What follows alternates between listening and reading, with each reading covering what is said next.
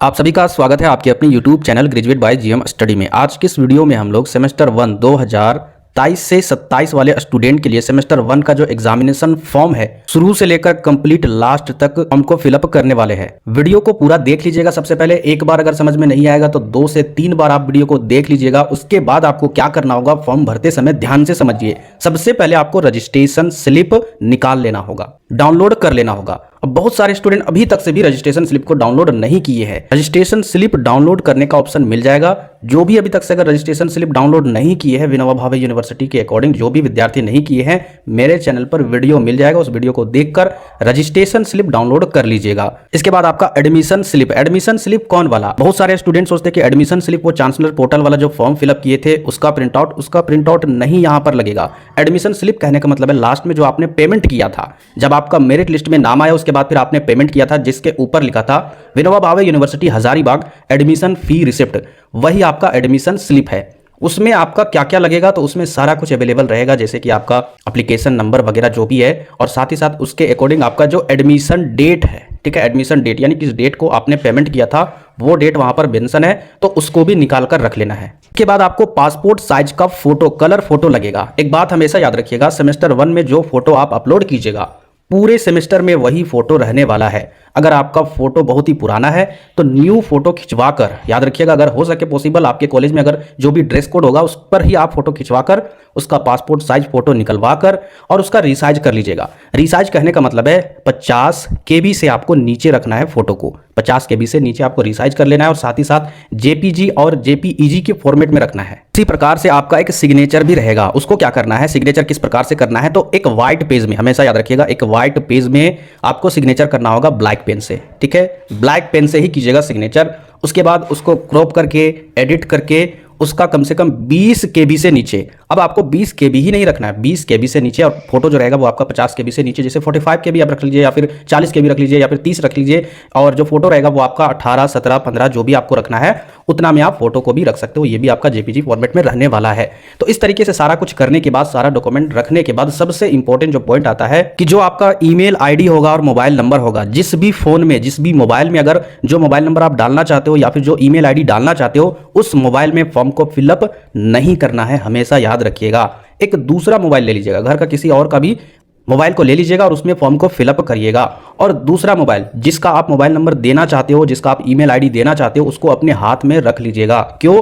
क्योंकि उसमें सारा OTP या फिर जो भी इंपॉर्टेंट मैसेज होगा वो सारा उसमें प्रोवाइड होगा। होता क्या है कि अगर आप जिस मोबाइल में आपका मोबाइल नंबर है या फिर ईमेल ID है, उसी में आप अगर फॉर्म फिलअप कर रहे हो, तो आपको क्या करना होगा, मिनिमाइज करके मैसेज चेक करना होगा कि OTP कहाँ आया, कितना आया, नहीं आया, वगैरह वगैरह। तो उस कारण से क्या होता है, जो सर्वर होता है वो इधर उधर हो जाता है, सर्वर इधर हो जाता है। ये बात हमेशा याद रखिएगा। इसके अलावा जो पेमेंट वाला बात है, पेमेंट भी आपको दूसरे मोबाइल से करना, अगर फॉर्म पूरा कंप्लीट भर रहे हो, क्योंकि जिस मोबाइल में आप फॉर्म भर रहे हो उस मोबाइल में अगर आप पेमेंट करोगे ना तो उस समय भी एरर आ सकता है। तो सावधानी पूर्वक आपको क्या करना होगा, दूसरे मोबाइल में ही पेमेंट करना होगा या फिर दूसरे मोबाइल से पेमेंट करना होगा। जिसमें फॉर्म भर रहे हो उससे पेमेंट नहीं कीजिएगा। सीधा हम लोग फॉर्म को फिलअप कैसे करना है, न्यू रजिस्टर कैसे करना है, वो सारा हम लोग डिटेल से जानेंगे। और इससे पहले मैं आपको बता देना चाहता हूँ, बहुत सारे स्टूडेंट ये कमेंट में पूछ रहे थे कि क्या मेजर पेपर चेंज होगा या फिर नहीं होगा, इसके अलावा कौन कौन सा और पेपर चेंज होगा या फिर नहीं होगा, सारा इस वीडियो में बताएंगे। लगातार देखिएगा। सबसे पहले आपको गूगल में टाइप करना होगा VBU, इस प्रकार से जैसे यहाँ पर टाइप किया हुआ है, जैसे यहाँ पर टाइप किया हुआ है। उसके बाद आप इसी में क्लिक कर दीजिएगा। जैसे आप क्लिक कर दीजिएगा उसके बाद फिर नीचे आइएगा, यहाँ पर देखिए विनोबा भावे यूनिवर्सिटी का ऑफिशियल वेबसाइट आपको दिख रहा होगा। यहाँ पर लिखा हुआ www.vbu.ac.in, इसी पर आपको क्लिक कर देना होगा। जैसे आप यहाँ पर क्लिक कीजिएगा उसके बाद फिर सीधा VBU के ऑफिशियल वेबसाइट पर आप आ जाइएगा। जैसे यहाँ पर देखिए इसका इंटरफेस इस प्रकार से है। तो इसके बाद नीचे आइएगा। नीचे आने के बाद यहाँ पर बहुत सारा सेक्शन दिख रहा है, जैसे यहाँ पर लिखा हुआ क्लिक हेयर टू। पहला देखिए एग्जामिनेशन, दूसरा एडमिशन, तीसरा ऑल कॉलेजेस और लाइब्रेरी ई रिसोर्सेज। तो आपको क्लिक करना होगा एग्जामिनेशन पर। जैसे आप यहाँ पर क्लिक कीजिएगा उसके बाद इस प्रकार से आपका इंटरफेस दिखेगा। इसके बाद नीचे आइएगा, यहाँ पर देखिए एग्जामिनेशन फॉर्म लिखा हुआ है, यहाँ पर आप क्लिक कीजिएगा। जैसे यहाँ पर क्लिक कीजिएगा उसके बाद फिर इस प्रकार से आपका इंटरफेस खुलेगा। उसके बाद यहाँ पर देखिए बहुत सारा कुछ दिखेगा, जैसे लॉगिन हो गया, उसके बाद click here to login for examination form link 1 और लिंक 2। तो इन सभी जगहों पर आपको क्लिक नहीं करना है, सीधा आपको यहाँ पर क्लिक करना होगा रजिस्ट्रेशन फॉर न्यू यूजर, क्योंकि आप नए हो, सेमेस्टर 1 में अभी इंटर किए हुए, तो सबसे पहले आपको यहीं पर क्लिक करना होगा। उसके बाद यहाँ पर आपको इस प्रकार से इंटरफेस दिखेगा। यहाँ पर पहले ऑप्शन पर देखिए कोर्सेस लिखा हुआ है और यहाँ पर सेमेस्टर लिखा हुआ है। तो सबसे पहले यहाँ पर कोर्स में क्लिक करके क्या आपको फिलअप करना होगा, ये आपका 4 ईयर यूजी प्रोग्राम, यानी इसी को ही आपको क्लिक करना होगा। उसके बाद नीचे आप सेमेस्टर में 1 को क्लिक करके उसके बाद देखिए यहाँ पर बहुत सारा और भी ऑप्शन खुल जाएगा, इन सभी को फिल कर देना है। जैसे आपका फुल नेम क्या है, तो सर्टिफिकेट में जिस प्रकार से आपका स्पेलिंग है ना, उसी तरीके से यहाँ पर फिल कर दीजिएगा। इसके बाद यहाँ पर रजिस्ट्रेशन नंबर को भी फिल कर दीजिएगा। रजिस्ट्रेशन नंबर आपका कहाँ पर मिलेगा, तो जो आपका रजिस्ट्रेशन स्लिप है वहीं पर मिलेगा। तो उदाहरण के तौर पर किस प्रकार से रहेगा रजिस्ट्रेशन नंबर, तो लिखा रहेगा VVU 2023 और 2-4 डिजिट आपका नंबर रहेगा, उसको यहाँ पर फिल कर दीजिएगा। इसके बाद यहाँ पर आपको यूजर नेम डालना है। बहुत सारे वीडियो में भी, बहुत सारे आपको ग्रुप में भी मिल जाएगा कि यूजर नेम में दूसरे तरीके से बताते हैं, हालांकि वो सही बताते हैं, लेकिन आपको आगे सेमेस्टर में प्रॉब्लम पड़ सकता है, हो सकता है, इसीलिए आपको इस यूजर नेम में जो रजिस्ट्रेशन नंबर आपने फिलअप किया है वही रजिस्ट्रेशन नंबर यहाँ पर डाल दीजिएगा। ठीक है, कोई भी दूसरा चीज आपको नहीं डालना है। इसके बाद फिर आगे देखिए यहाँ पर पासवर्ड में किस तरीके से पासवर्ड क्रिएट करना है, क्योंकि बहुत सारे स्टूडेंट पासवर्ड भूल जाते हैं। तो देखिए सबसे सिंपल तरीका क्या है, और कोई भी स्टूडेंट आपका पासवर्ड कभी भी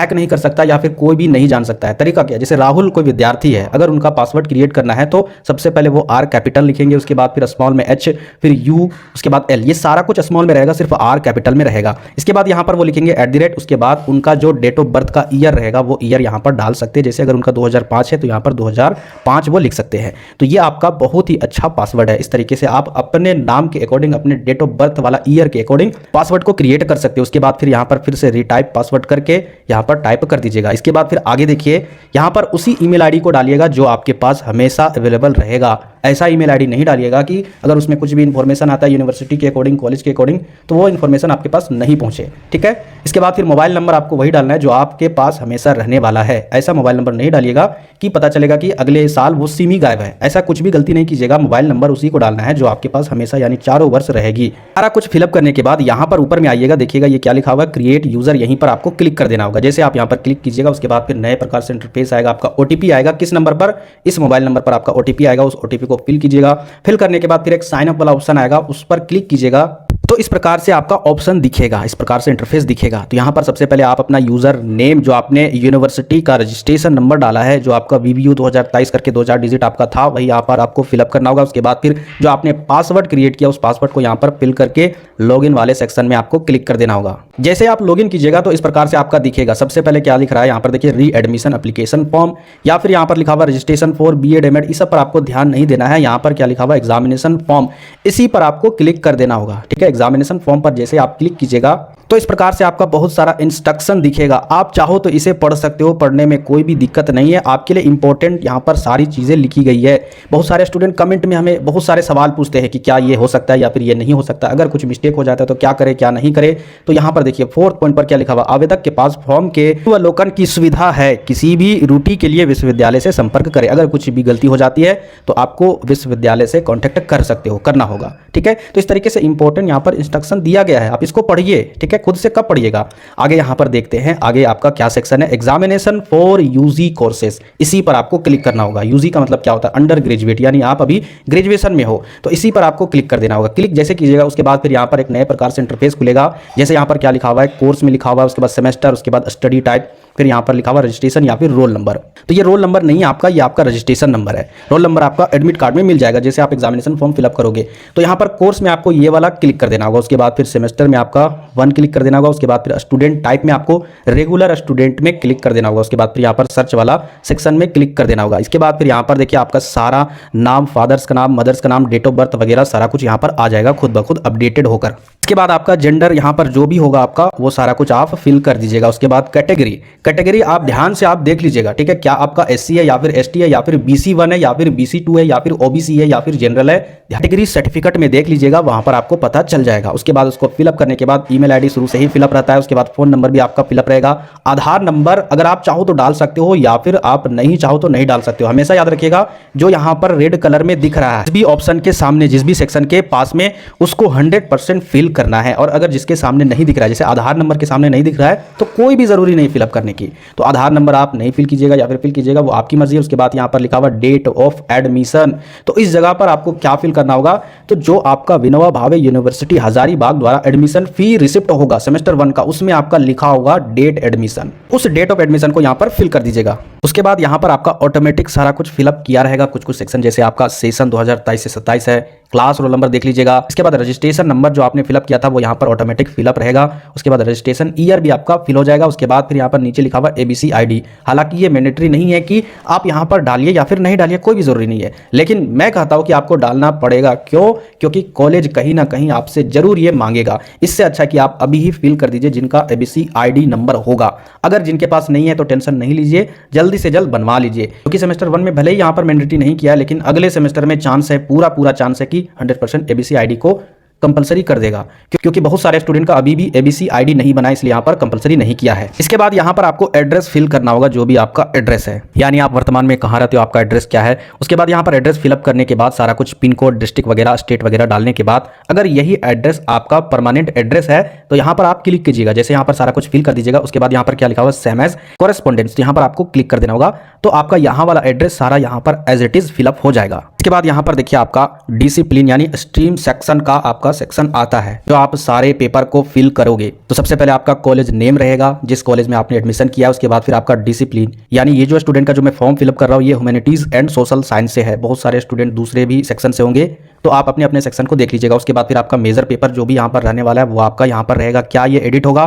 तो देखिए यहाँ पर कितनों क्लिक कर रहे हैं लेकिन क्लिक नहीं हो रहा है, इसका मतलब ये एडिट अब बिल्कुल भी नहीं होगा। जिनका एक बार मेजर पेपर हो गया वो अब एडिट नहीं होगा। हो सकता है कि अगले ईयर में आप एडिट कर सको, लेकिन इस साल कुछ भी पॉसिबल नहीं है 2 सेमेस्टर तक। इसके बाद यहाँ पर आगे देखिए माइनर सब्जेक्ट में, तो इनका हिस्ट्री मेजर है, तो ये माइनर क्या रखेंगे? सब्जेक्ट सिलेक्शन करते समय ध्यान से समझिएगा। बहुत सारे कॉलेजेस में सब्जेक्ट सिलेक्शन हो चुका होगा, तो उस समय आपने जो भी माइनर सब्जेक्ट रखा, MDC सब्जेक्ट रखा, इसके अलावा आपका SEC सब्जेक्ट जो भी आपका था वो सारा यहाँ पर वही as it is subject follow करना होगा, फिलअप करना होगा। और जिस भी कॉलेज में अभी तक से कोई भी प्रोसेस नहीं हुआ है, कोई भी सब्जेक्ट सिलेक्शन का ना ही फॉर्म फिलअप हुआ है, ना ही कॉलेज के द्वारा कोई भी अपडेट दिया गया है या फिर बताया गया है, तो आपको क्या करना होगा? अपनी मर्जी से, जिस तरीके से मैंने आपको बताया था उसी तरीके से आप अपने मेजर पेपर के अकॉर्डिंग सब्जेक्ट को फिलअप कीजिएगा। एक बात हमेशा याद रखिएगा, जिस भी सब्जेक्ट को आप अगर फिलअप कीजिएगा मेजर पेपर के अलावे माइनर पेपर में या MDC पेपर में या कोई भी पेपर में, एक बार आपसे रिक्वेस्ट है सिलेबस को, उस पेपर का सिलेबस को डिटेल से देख लीजिएगा। क्या आपको उसमें पढ़ना है? किसी के बहकावे में या फिर सभी को वही पेपर फिल कर रहे हैं इसलिए हम भी करेंगे, ऐसा बिल्कुल भी नहीं करना है आपको। क्या वो सारे यूनिट समझ में आएंगे, आपको रिलेट हो पाएंगे, वो चीज भी आपको देख लेना है। बाकी बहुत सारे कॉलेजेस में सब्जेक्ट सिलेक्शन फॉर्म फिलअप हो चुका है, जैसे अकॉर्डिंग टू कोलंबस कॉलेज सबसे पहले इसी का सब्जेक्ट सिलेक्शन हुआ था, मैंने सारा डिटेल से बता दिया था। तो यहाँ पर इनका माइनर पेपर क्या होगा? अगर हिस्ट्री है इनका मेजर पेपर, तो सीधा हम लोग जाएंगे पॉलिटिकल साइंस में। उसके बाद फिर इनका MDC पेपर क्या हो जाएगा? तो MDC पेपर आप कुछ भी रख सकते हो, आपने जो भी फिलअप किया होगा आप फिलअप कर लीजिएगा उसी को। जैसे इन्होंने सब्जेक्ट सिलेक्शन में ज्योग्राफी को फिलअप किया था तो ज्योग्राफी ये रख सकते हैं MDC में। इसके अलावा और बहुत सारे पेपर है, जैसे यहाँ पर देखिए जियोलॉजी है, इकोनॉमिक्स है और बहुत सारे पेपर है, ठीक है, एंथ्रोपोलॉजी है, इसके अलावा हिंदी है, होम साइंस है, मैथमेटिक्स है, तो बहुत सारे पेपर है, आपको ऑप्शन दिखेंगे। तो उन सभी में से जो भी आप चाहो वो फिल कर सकते हो। तो यहाँ पर आपको ज्योग्राफी फिल करना होगा। उसके बाद फिर यहाँ पर देखिए AEC पेपर में ऑटोमेटिक फिल है, क्योंकि आपको सेमेस्टर 1 में क्या पढ़ना होगा वो यहाँ पर ऑटोमेटिक फिल ही रहेगा, ठीक है। AEC paper ability enhancement course वाला। उसके बाद SEC पेपर स्किल वाला पेपर। तो यहाँ पर आपको क्या क्लिक करना होगा? तो यहाँ पर ये ST कोलंबस कॉलेज के स्टूडेंट है, इन्होंने पहले ही फिलअप कर दिया था डिजास्टर मैनेजमेंट, तो इसको हमने फिल कर दिया। इसके बाद VSC पेपर में ध्यान से समझिएगा, VSC पेपर आप यहाँ पर ये जो लिखा हुआ है ऊपर वाला कम्युनिटी एंगेजमेंट, ये वाला फिलअप नहीं करना है, ना ही ये ऊपर वाला फिलअप करना है। तो आपको VSC 1 में याद रखिएगा, VSC 1 में health and wellness, yoga, education and sport fitness वाला पेपर को रखना होगा, ठीक है। उसके बाद VSC 2 में क्या रखना होगा? अंडरस्टैंडिंग इंडिया वाला पेपर, ठीक है, तो इसको क्लिक कर देना है। इस तरीके से आपका सारा पेपर फिलअप हो चुका है। उसके बाद फिर पूरे डिटेल से सारा कुछ मैच कर लीजिएगा, कुछ भी अगर गलती है उसको देख लीजिएगा।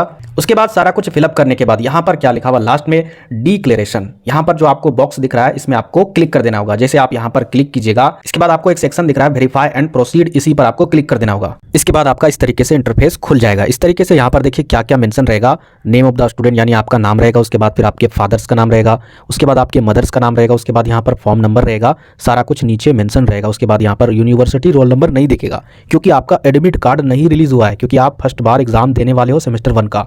उसके बाद यहाँ पर आपका कॉलेज नेम दिखेगा। उसके बाद यहाँ पर पेमेंट अमाउंट, आपका कितना फीस लग रहा है वो यहाँ पर दिखेगा।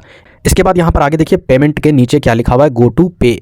पेमेंट करने के लिए यहीं पर क्लिक करना होगा। जैसे आप यहाँ पर क्लिक कीजिएगा इस तरीके का इंटरफेस खुल जाएगा। अब यहाँ पर देखिए 3 तरीके से आप पेमेंट कर सकते हो। एक तो आपका कार्ड्स के द्वारा, जो आपका क्रेडिट कार्ड है या फिर डेबिट कार्ड है उसके द्वारा आप पेमेंट कर सकते हो। इसके बाद आपका नेट बैंकिंग या फिर आपका कैश कार्ड या फिर वॉलेट। वॉलेट कहने का मतलब है जो आपका एयरटेल पेमेंट वाला जो वॉलेट वाला होता है ना, उससे भी आप पेमेंट कर सकते हो। मोबाइल से अगर आप पेमेंट करना चाहते हो तो आप एयरटेल वॉलेट से कर सकते हो, ठीक है, यहाँ पर क्लिक करके। नहीं तो अगर आपके पास कार्ड्स अवेलेबल है तो कार्ड्स के द्वारा भी कर सकते हो। सारा प्रोसेस यहाँ पर दिया रहेगा, उसको सेलेक्ट करना है, फिलअप करना है और उसके बाद आपको पे नाउ पर क्लिक करके पेमेंट कर देना है। तो जब आपका फाइनली पेमेंट हो जाएगा पूरी तरीके से, तो इस प्रकार से इंटरफेस रहने वाला है पेमेंट का। यहाँ पर लिखा जाएगा पेड और इधर आपका प्रिंट वाला ऑप्शन रहेगा, यहाँ पर आप प्रिंट कर सकते हो। अगर बाई चांस पेमेंट में अगर किसी तरीके से एरर आ जाता है तो उस सिचुएशन में क्या करना है, आप पेमेंट कर दिए हैं, आपके अकाउंट से पेमेंट कट चुका है, आपके पास मैसेज भी आ चुका है, तो बिल्कुल भी चिंता मत कीजिएगा। उस सिचुएशन में यहाँ पर पेड नहीं लिखा रहेगा, तो कम से कम आपको 24 आवर्स, ठीक है, 24 आवर्स के बाद आपको चेक करना है दोबारा से लॉगिन वगैरह करके,